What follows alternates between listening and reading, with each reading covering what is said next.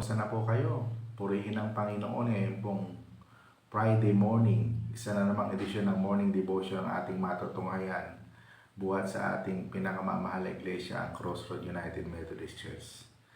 Sa ating paglalakbay sa mundong ito, hindi nating maiwasang makaranas ng mga mabibigat na sitwasyon sa ating mga buhay.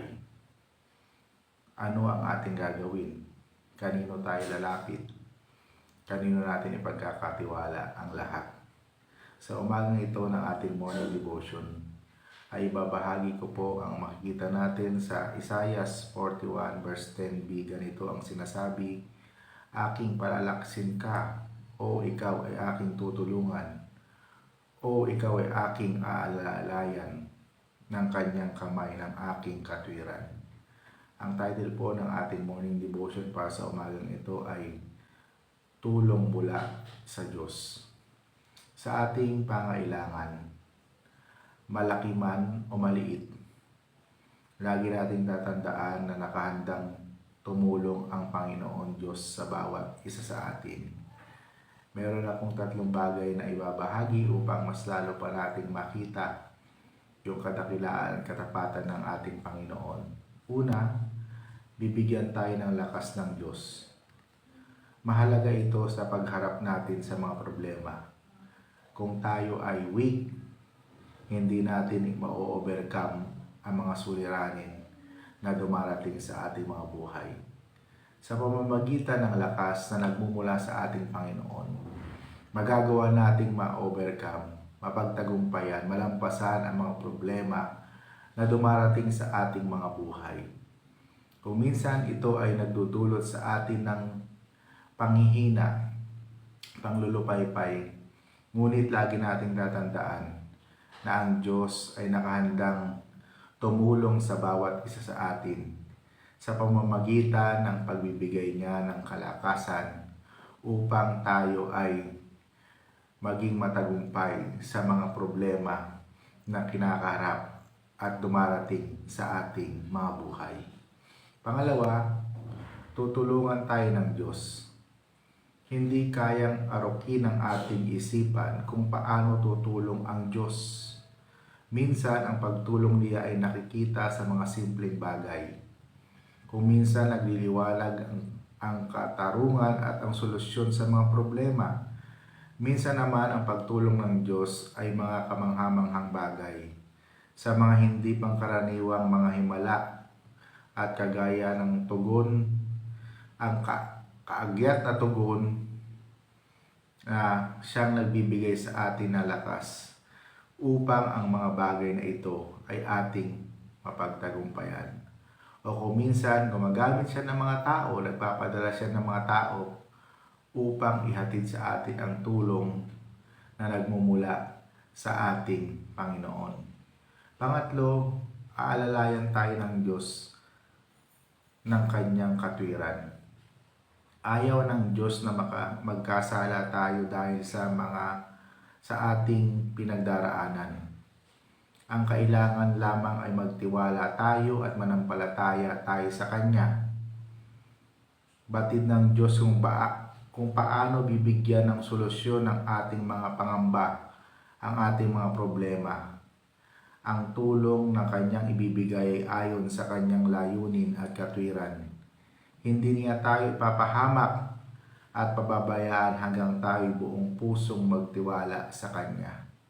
So napakaganda ng ating morning devotion para sa araw na ito, na kung saan nire-remind tayo na ang Panginoon ay handang tumulong sa bawat isa sa atin. Nakahanda siyang bigyan tayo ng lakas, tutulungan tayo ng Diyos, at nandoon yung pag-aalalay niya sa bawat isa sa atin sa kanyang katwiran. Nawa sa pamamagitan nito, sa pagharap natin sa mga suliranin, sa mga problema, sa mga unos ng buhay, lagi nating maalala na ang Diyos ay nakahandang tumulong sa bawat isa sa atin upang tayo ay maging matagumpay sa mga mabibigat na sitwasyon ng ating mga buhay. Kahit kailan, hindi tayo iiwan, hindi tayo pinabayaan, at lagi na riyan ang Panginoon sa bawat isa sa atin dahil sa laki ng kanyang pagmamahal. Purihin ang Panginoon. Tayo'y manalangin. Pinupuri ka namin at pinasasalamatan sa umagang ito ng Friday. Isa na namang edisyon ng morning devotion ng aming napakinggan buhat sa iyo, na kung saan ay nire-remind mo kami, Panginoon, na ang pagtulong mo sa bawat isa sa amin ay laging nariyan upang ipadama mo na mahal mo kami. Salamat po dahil sa pamamagitan nito ay nagbibigay sa amin ng kalakasan, ng patnubay at ng kagalakan, na bagamat hindi nga kami exempted sa mga problema, sa mga unos ng buhay, ay laging nariyan ka upang kami ay samahan. Salamat po, Panginoon, sa lahat ng iyong mga anak na nanonood, nakikinig sa mga oras na ito. Ano man po ang kanilang mga panalangin ay bigyan niyo po ng katuparan upang makita nilang tapat kang Diyos na laging kumakalinga, nagmamahal at pumapatnubay sa bawat isa sa amin. Patnubayan niyo nga po kami sa kabuuan ng araw na ito. Huwag niyo po kaming iiwan at pababayaan. Ingatan niyo nga po kami sa mga naglipa ng sakit, katulad ng mga ubo at sipon, mga trangkaso, mga karamdaman, ang panibagong sakit na aming nababalitaan tulad ng monkeypox at ng mga iba pang virus na naglipala sa aming kapaligiran. Pinagpipray ko po sa iyo ang mga kapatid namin na pumapasok sa tanggapan, opisina, paaralan na kanilang kinabibilangan. Samahan niyo po sila. Pinagpipray ko rin sa iyo mga kapatid namin na may mga negosyo. Patuloy niyo pong pagpalain at nawa maging pagpapala din sila sa iba. Pinagpipray ko rin sa iyo mga kapatid namin sa ibayong dagat, malayo man sila, ngunit nawa patuloy nilang madama ang iyong proteksyon at pag-iingat sa kanila. Pinagpipray ko rin sa iyo ang lahat ng mga humihingi ng maayos at magandang kalusugan, pagkalooban niyo po sila. Pinagpipray ko rin sa iyo ang lahat ng mga humihingi ng mga blessing, pagpalain niyo po sila. Pinagpipray ko po sa iyo ang kabuuan ng aming bansa. Hawakan niyo po ang aming minamahal na bansang Pilipinas at proteksyonan niyo po sa lahat ng mga nagnanais na sumakop at maghayag ng kaguluhan sa aming bansa. Marami pong salamat, dakilang Diyos. Bless niyo po ang lahat ng mga churches na nagkakandak ng ganitong morning devotion at nawa maging pagpapala ito sa iba upang sa pamamagitan nito marami ang kumilala at sumunod at maglingkod sa iyo. Marami pong salamat, dakilang Diyos. Ito po ang aming panalangin sa pangalan ni Jesus na aming Panginoon. Amen. Ayan, natapos na naman tayo sa isa na namang edisyon ng morning devotion para sa araw na ito ng Friday. I hope and I pray na meron tayong nakita, meron tayong natutunan sa umagang ito.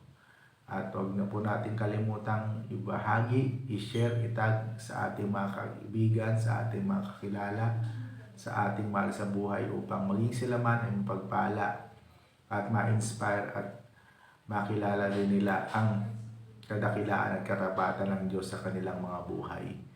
Mula po dito sa Crossroad United Methodist Church, ito po ang inyong lingkod, Pastor Moses. Lagi nagsasabing ang Diyos ay mabuti, hindi lamang noon, ngayon, at kundi maging sa darating na panahon. Hanggang sa muli, God bless everyone. Paalam!